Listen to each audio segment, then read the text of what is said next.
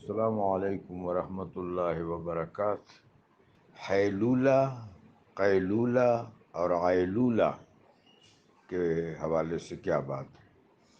تو حیلولہ فجر سے پہلے یا فجر کے فوراً بعد، نماز فجر سے قبل، جب نماز فجر کا وقت ہو جائے، صبح صادق ہو جائے، نماز فجر کا وقت ہو جائے یعنی صبح صادق ہو جائے، فجر سے قبل یا فجر کے بعد، سونے کو حیلولہ کہتے ہیں۔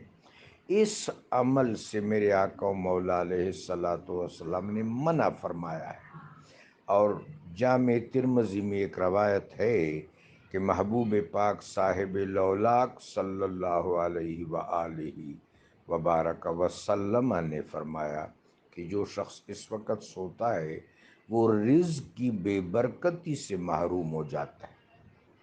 یہ حیلولہ ہے، فجر سے پہلے، لیکن فجر سے پہلے سے مراد یہ ہے کہ صبح صادق جب ہو جائے تو اس کے بعد فجر کے وقت سونے کے عمل کو حیلولہ کہتے ہیں، اور اس سے رزق کی بے برکتی واقع ہوتی ہے، جس طرح حدیث پاک میں وارد ہے، اللہ محفوظ رکھے۔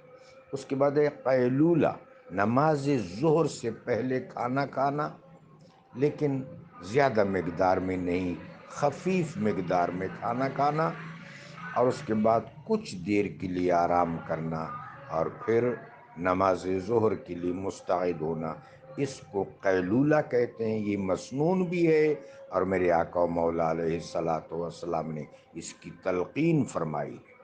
اس کے بعد ہے عیلولہ، نماز عصر کے بعد سونا۔ تو میرے آقا و مولا علیہ الصلاۃ والسلام نے اس کو بھی درست نہیں جانا، اور فرمایا کہ اس سے کاہلی اور سستی پیدا ہوتی ہے۔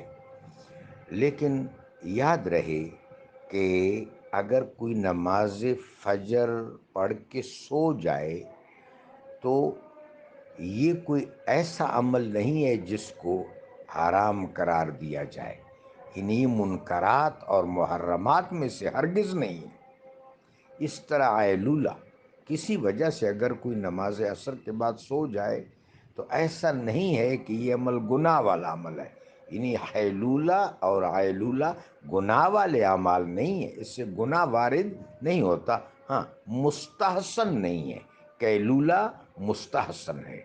جزاکم اللہ خیر الجزا۔